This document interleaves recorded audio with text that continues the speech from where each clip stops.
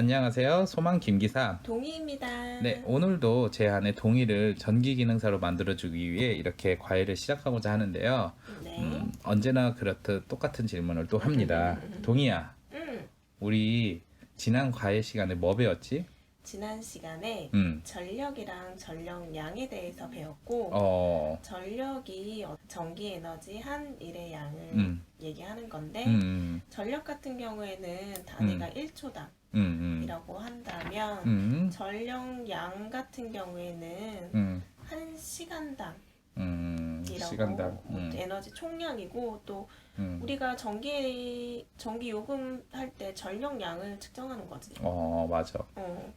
뭔가 이렇게 열심히 설명을 해주는데 오빠가 조금 이걸 다듬어 준다면 전력에 대한 이야기는 맞아. 그 어떤 단위 시간이라는 거는 결국 1초를 말하거든. 1초 동안의 전기 에너지가 한 일을 가리켜 전력이라 한다면은 전력량이라는 거는 1시간이고 뭐 1분이고 이렇게 특정하게 정해진 건 아니야. 그래서 일정한 시간에 사용했던 그 전기 에너지의 총량. 그렇기 때문에 공식에서는 단순히 그냥 그 전압과 전류의 곱 자체가 전력이라면 여기에 시간까지 곱하게 되면은 전력량이다.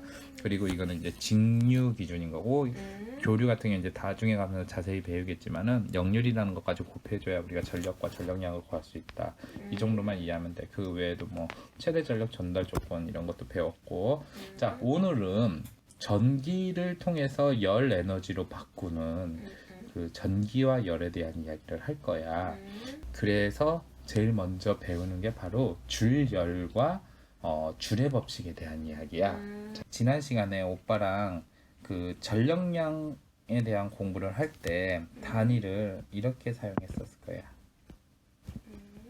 이걸 뭐라고 한다 그랬지? 줄. 그치, 줄이라 그랬지. 줄이라는 것도 역시나 사람의 이름이야. 영국의 과학자 이름인데 이 줄이 대단히 중요한 법칙을 하나를 만들었어. 그게 무엇이냐? 바로 줄의 법칙이야. 오늘은 여기서부터 이야기를 시작하고자 해. 어려운 거는 아닌데 조금 지난 시간에 공부했던 것을 조금 돌이켜봐야 돼. 자, 줄의 법칙에 대한 정의를 오빠가 먼저 써줄게. 자, 가만히 보고 있어.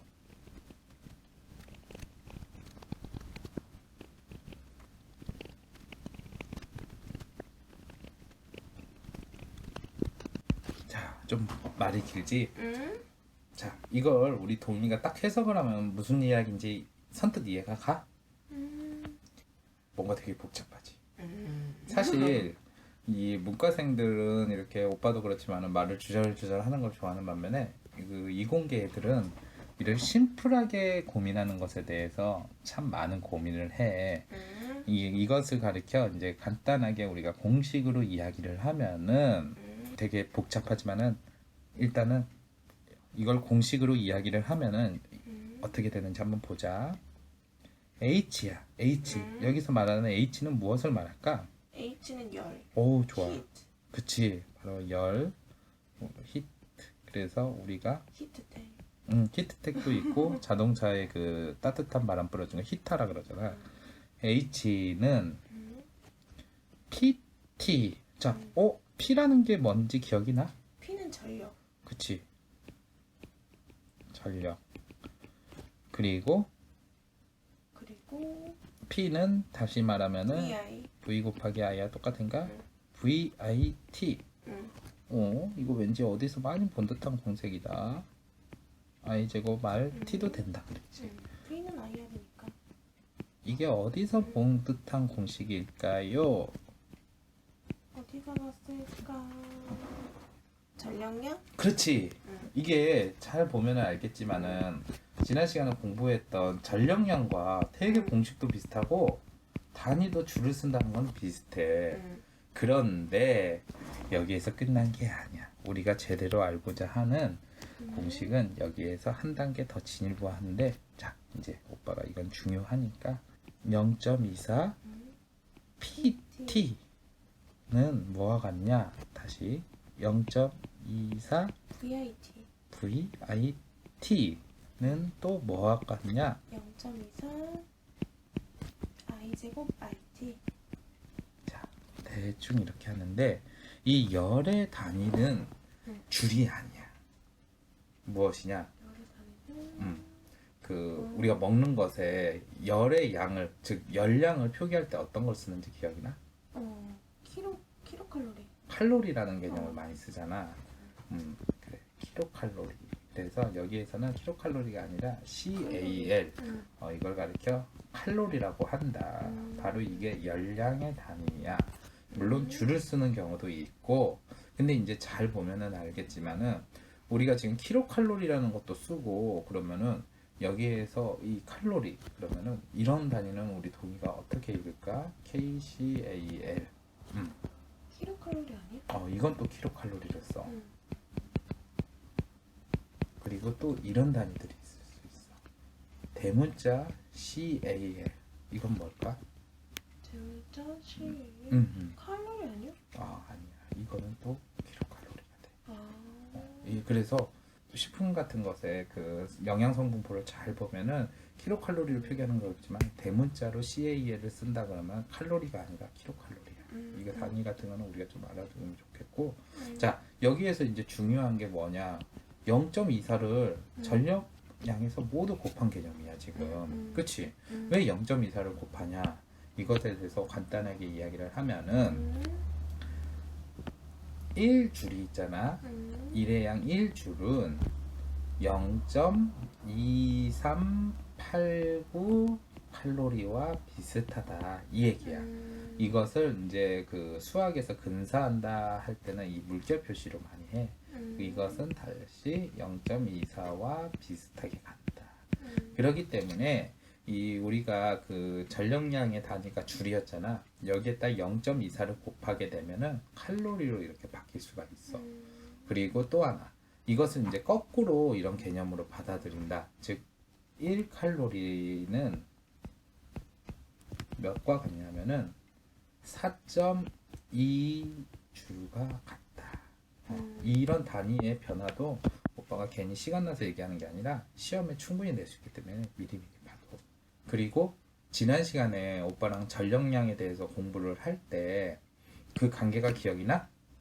안 나. 이거는 잘 봐도 이런 것도 시험에 나올 수 있어.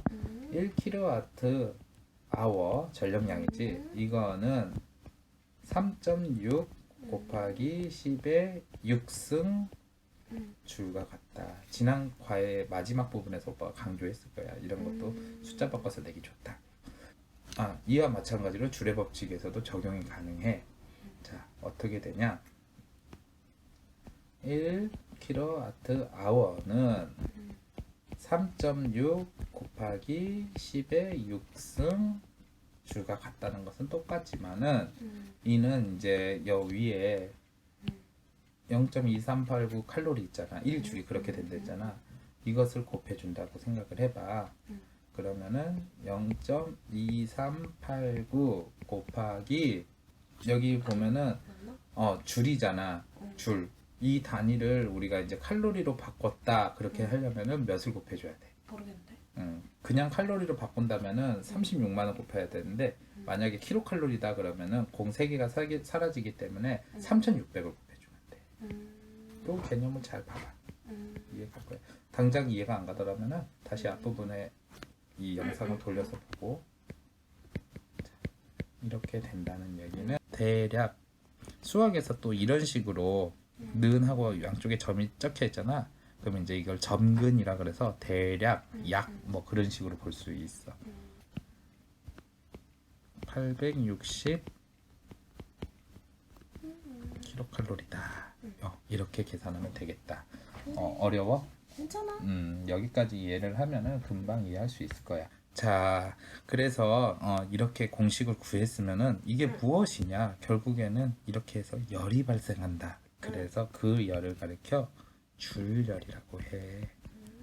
결국 이 줄열의 핵심은 잘 보면 알겠지만은 바로 여기에 있어. I제곱 RT. 이게 무엇이냐? 바로 전류의 제곱 그리고 저항. 즉 저항과 전류가 열을 만든다. 이런 걸 알 수 있어. 자, 그러면은 앞서 우리 동희가 읽어준 줄의 법칙에 대한 정의가 어느 정도 이해가 가겠다. 자, 여기에서 핵심 단어를 보면은 역시 저항이 나오고 전류가 나오잖아. 그렇지? 저항에 도체 전류 I를 흘릴 때 전류에 의해서 단위 시간당 단위 시간이라는 거는 1초를 말해. 1초당 발생하는 열량. 우리가 열량이라는 걸 H라고 배웠지? 결국 그거는 도체의 저항과 전류의 제곱에 비례한다. 이게 핵심. 바로 여기 줄열. 전류의 제곱의 저항. 그리고 I 제곱 R에다가 T라는 거는 단위 시간을 말한다. 당연하지만은 전류가 셀수록 저항이 클수록 시간이 길수록 더 큰 열을 발생시킬 수 있다. 그런 거지. 그리고 그 해당 도체의 저항이 크다는 거는 고유 저항이 큰 건데 예전에 오빠가 저항에 대한 얘기, 고유 저항 얘기할 때 니크롬이라는 걸 얘기했을 거야. 니크롬은 고유 저항이 높아. 그러면서 전류를 흘릴 수 있어. 그래서 전기 난로에 사용할 수 있다.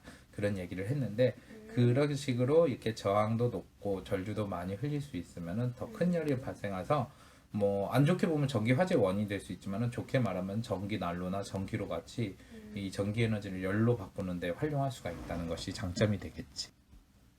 그리고 이것도 역시 우리 기능사 시험에서 나올 수 있기 때문에 오빠 간단하게 언급해 줄게. 이게 뭐냐, 그 열량이라는 것에 대해서 또 간단하게 우리가 알아두면은 열량이라는 것의 단위는 Q야, Q. 앞서 오빠랑 공부할 때 열 자체가 H라 그랬잖아. 근데 열량은 Q를 사용을 해. 그런데 단위는 똑같이 칼로리를 사용하는데 이 열량이라는 것이 어떻게 구성되어 있냐 그러면은 C 곱하기 M 곱하기 세타 이렇게 돼 있고 단위는 칼로리를 사용해. 그래서 여기에서 C라는 것은 우리는 잘 모르겠지만은 그 물리학 공부하는 친구들은 아주 지겹게 많이 봤을 거야. 뭐냐? 바로 비열이라는 거였어. 비열. 비열이 뭐야? 비열? 응. 뭐더라? 들어본 것 같긴 한데 뭐 1도씩 올리는 거. 맞아. 비열하다의 비열 그런 게 아니라 어떤 그 이제 뭐 예를 들면은 물체가 있다. 근데 물체가 뭐 0도였는데 이거를 1도로 이렇게 올린다. 그럼 결국 1도로 올리는 거잖아.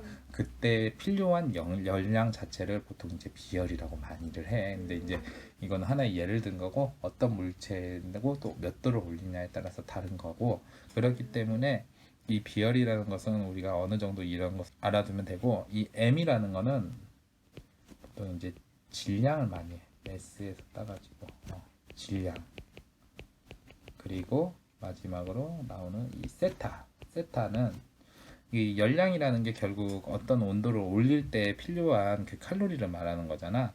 그런데 이 세타는 온도의 변화를 말해. 그래서 통상 T2-T1을 쓰는데 T2라는 게 뭐냐? 우리가 올리고자 하는 최종 또는 목표 온도야. 그러니까 우리가 20도로 올리고 싶다. 그러면은 20도가 되겠지. 그리고 T1 이거는 최초 온도. 그러니까 이게 무슨 얘기냐?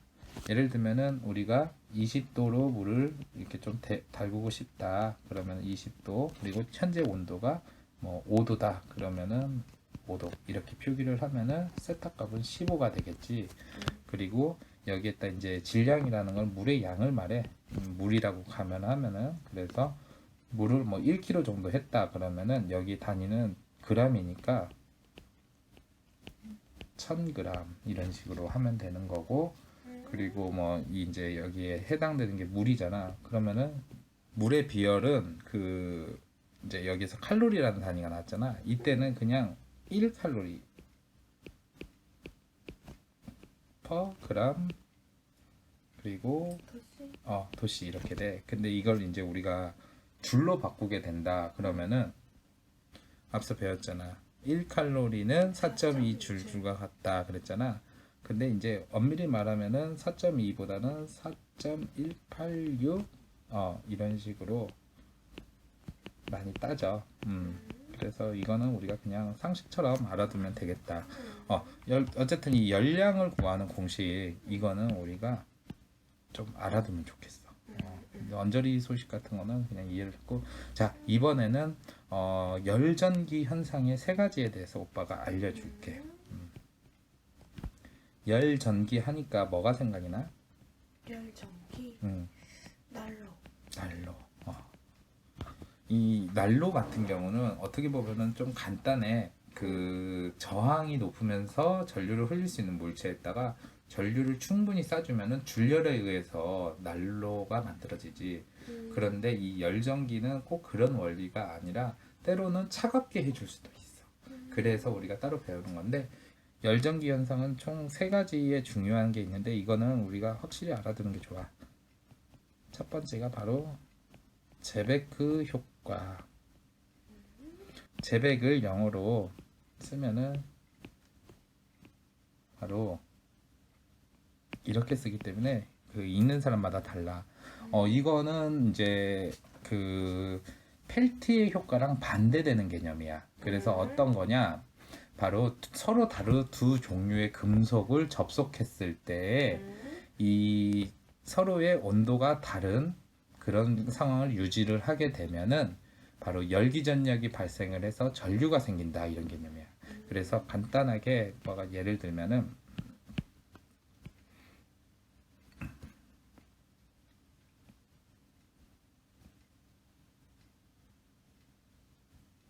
자 이렇게 금속이 있어.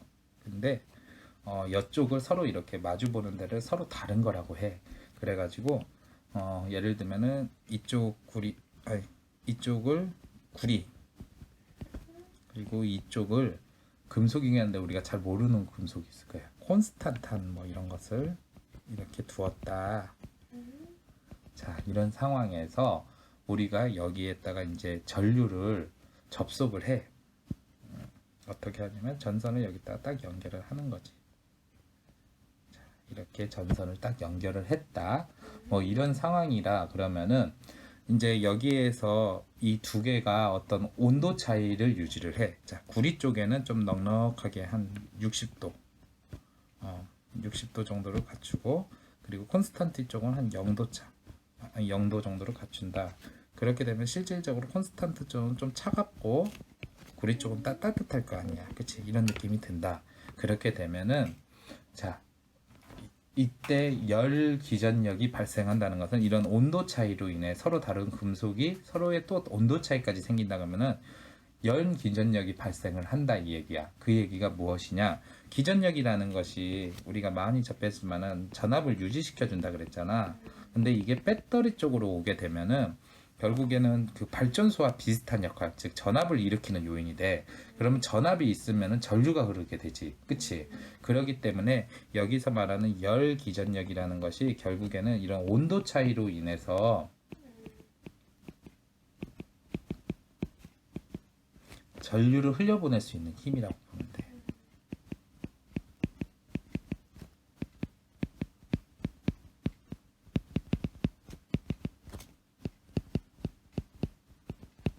그래가지고 이런 상황이라면은 전류가 이런 방향으로 흐를 수 있겠지. 이렇게 온도 차이가 많이 난다. 그렇게 되면은 이런 식으로 온도 차이가 많이 난다. 그러면은 전류가 이렇게 흐를 수 있겠지. 그래서 제베크 효과는 간단하게 말을 하면은 바로 온도차를 이용해서 전류를 만든다. 이것만큼은 꼭 알아둬. 이걸 활용하는 게 대표적인 게 뭐가 있냐면은 우리 코로나 시국에 어디 뭐 실내에 들어서면은 센서 온도계 많이 봤지. 삐.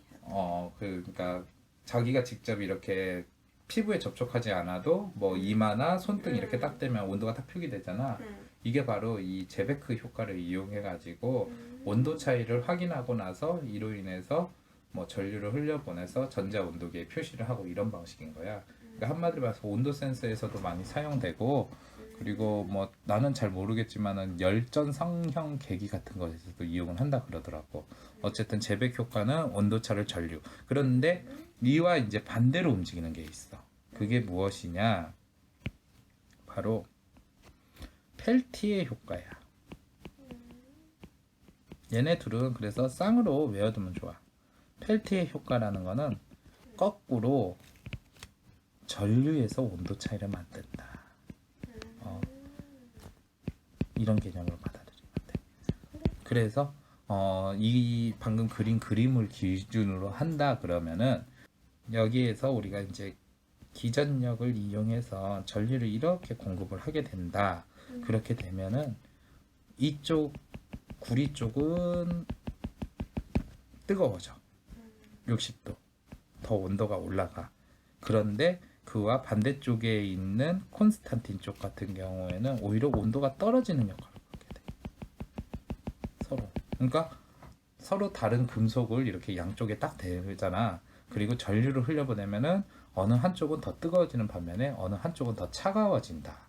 그런 효과를 가리켜 펠티의 효과라고 해요. 그래서 전류를 흘려보내면은 온도 차이가 발생한다. 그래가지고 뭐 이런 걸 가리켜 이제 그 우리가 쓰는 일반 냉장고 같은 거는 워낙 그 들어갈 수 있는 용적 자체가 크기 때문에 이런 그 부품을 그러니까 이 펠티의 소자를 이용해서 냉각을 기대하기는 어렵지만은 조그만한 냉동을 위한 거 대표적인 게 요즘 나오는 차는 그런 게 있다더라고. 그 컵홀더 같은 거 있잖아. 컵을 넣는 거. 그게 자체적으로 되게 차갑게 해주는 냉장 기능도 있고 냉동도 가능하고 뭐 그런 게 있대. 그리고 컴퓨터 부품 중에 쿨러 같은 거 있잖아. 열 식혀주는 거. 이것도 다 이 펠티의 소자라고 하거든. 그러니까 이제 반도체 같은 거야. 펠티의 소자를 활용해가지고 조그만한 냉동고나 뭐 이런 거 있잖아. 이런 거에 활용하기도 하고 지금 그래서 우리나라 모 가전사는 이걸 이용해서 기존의 컴프레셔 방식의 냉장고가 아닌 이 펠티의 소자를 이용한 냉장고를 개발하고 있다더라고. 이걸 개발하게 되면은 냉장고 특유의 소음이나 그리고 소비 전력의 큰 문제 같은 게 해결할 수 있어서 잘 이렇게 활용을 하려는 것 같아요. 어쨌든 펠티의 효과를 하면은 우리가 냉장고 같은 것을 쉽게 생각하자. 그렇게 생각하면 돼. 열만 발생하는 게 아니라 이런 냉각 효과, 즉 차갑게도 해줄 수 있다. 이렇게 생각하면 되고. 자, 마지막으로 열 전기 현상의 그 세 가지 효과 중에 하나, 바로 톰슨 효과에 대해서 간단히 알아볼게. 톰슨 효과는 오히려 앞서 나온 것보다 좀 간단할 수가 있어. 왜냐하면은 앞서 나온 거는 두 가지 금속을 댔을 때 그런 어떤 효과라 그랬잖아. 톰슨 효과는 한 가지 금속, 즉 같은 종류 금속을 이용했을 때 생기는 현상이야. 자, 간단하게 오빠가 그림으로 표현해 줄게. 이렇게 금속이 있고 여기에다가 우리가 전류를 흘릴 수 있게 이렇게 두 가닥의 선을 넣어. 항상 전류는 두 가닥의 선이 있어야지 흐른다. 왠지 알지? 폐회로를 구성을 시키기 때문에 플러스다 마이너스다는 것은 결국 전류의 방향을 얘기할 때 쓰는 거고 폐회로를 구성시키려고. 자, 그렇게 되면은 이게 어떤 얘기냐? 말 그대로 이 접합 부분, 전류와 접합 부분, 단자가 가까운 쪽은 상대적으로 온도가 더 뜨거워지는. 이제 예를 드는 거야. 이게 바로 톰슨 효과는 거야. 근데 여기서 조금 더 멀어지게 된다. 그러면은 좀 덜 뜨거워지지. 덜 뜨거워지고 또 이제 더 멀리 간다. 그러면은 더 차가워지고 마지막으로 궁극적으로는 더 차갑게 느껴지겠지. 그러니까 여기 전류와 가까울수록 더 고온이 된다. 그리고 전류와 멀어질수록 저온이 된다. 뭐 이런 개념. 그래서 톰슨 효과는 같은 종류 금속에 바로 전류를 흘렸을 때 서로의 온도차가 된다. 이 개념에 대해서 알아두고, 그리고 서로 다른 금속, 두 개의 금속을 했을 때는 바로 펠티에다.